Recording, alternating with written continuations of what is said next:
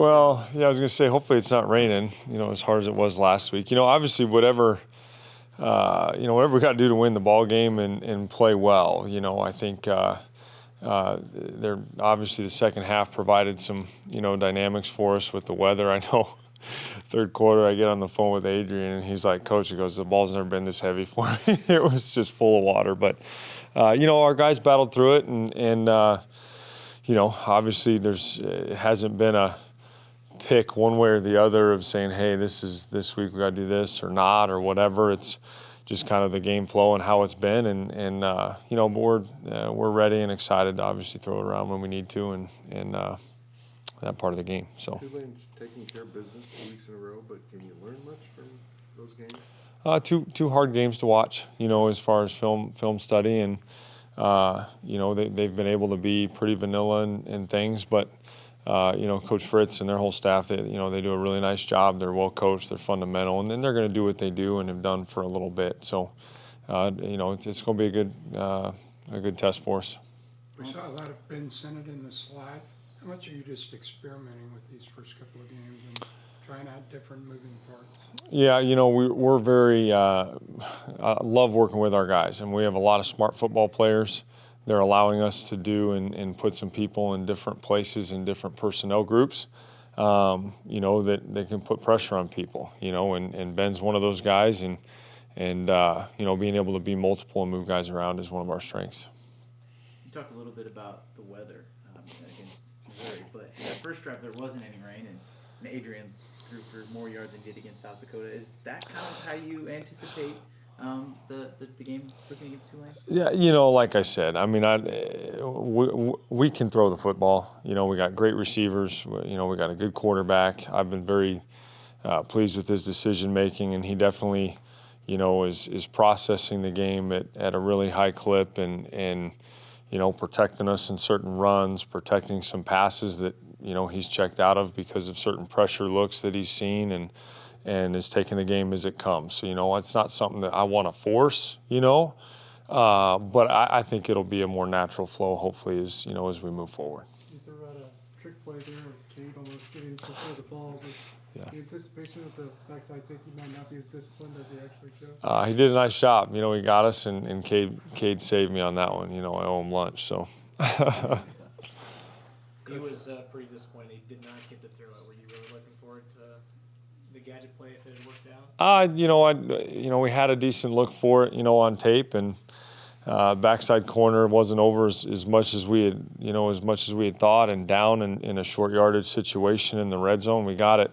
It all had kind of come together, for us of knowing when we wanted to do it and where we wanted to do it, and Cade studies his butt off and knew exactly who it was that we needed to influence, and credit to them, they covered it, and he still got us first down, so no worries there. Coach, obviously Adrian comes to K-State with a rough history of turnovers, interceptions, fumbles. How did you go about trying to work those things out of his game since the spring, really? Well, first of all, and it's something, that we talk about, and I tell all my guys, you can't play quarterback afraid to make a mistake, thinking, hey, I can't turn this over. You play tense, you second-guess yourself, you then see ghosts at times and all those things. So you got to take the game as it comes. You got to understand schematically what we're trying to accomplish based on what defensive look they end up giving us. And don't feel like we have to do anything. You never have to make the throw. Take it as it comes. When you see it, react and pull the trigger. And he's done a great job of that, and something that we just got to keep moving forward and keep getting better. I think offensively he's made a lot of big plays for us, and we've left some plays out there at times, but there's a lot ahead of this group, and just working to get better is something I'm excited about. Can you explain what areas he's really grown in that turnover prevention kind of space of his game since getting to Kansas State?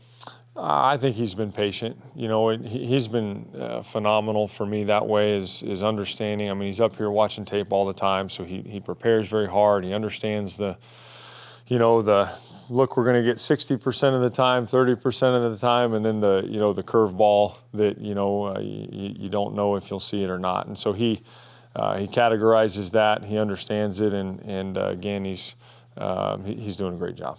Well, Howard's kind of in a unique situation where he's not necessarily the backup every week, even though he's listed as the backup. How's he preparing for each game, knowing that he might not be needed unless something weird? Will's an unbelievable young man, top to bottom, and he's completely unselfish.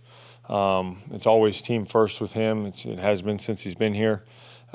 He's extremely hardworking, extremely cerebral. One of the smartest kids I've ever been around and ever coached, for sure, at any position. And he, I think he gets it. I think he understands that.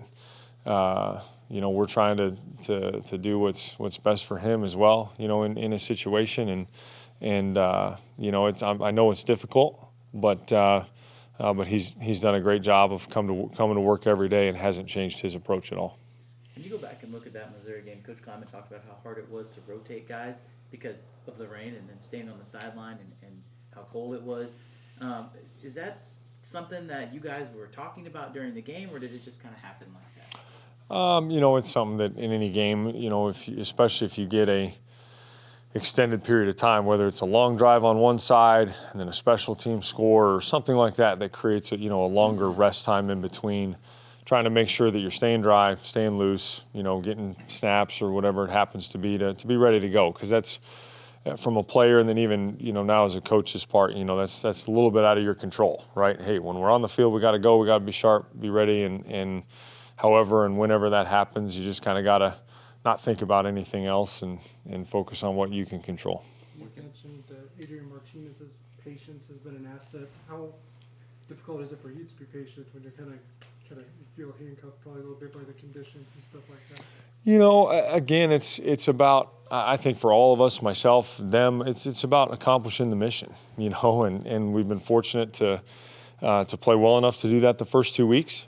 My message to them and us as an offense, my position group as the quarterbacks is, hey, we got to be the best we can be and take what they give us, and that's been our focus. It's been about us. It's been about getting better, and I know we got a lot more in us in a lot of areas, and that's the exciting part. And our guys have embraced that, and it's not. I'm not overly anxious or one way or the other. Just again enjoying that process of getting better, learning, improving it at every position. It's been a lot of fun. What can you say about what Deuce has been able to do in the first 2 games? Deuce is Deuce. I'm not surprised. Not one bit. I mean, he's top shelf in every area. I mean, it's. You see his notebook from the week of him watching tape on his own, and it's darn near a novel. I mean, truly, it's just he's special, totally unselfish too. I mean, you watch. I mean, he's sprung 2 touchdowns just by his blocking. And if that's what he's called to do on that play, and so. It's honor to coach him, honor that he's on our team and a Wildcat. So.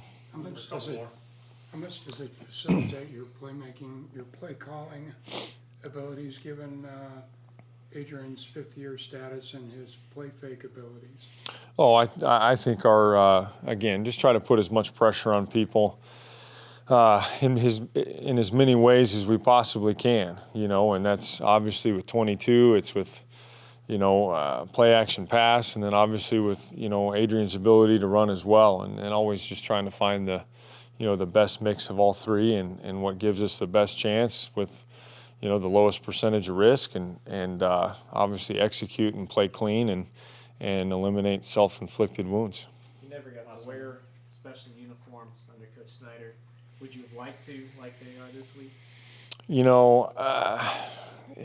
Of course it would have been cool, but at the same time, hey, we have a mission and a lot to do on the field, and that's what matters.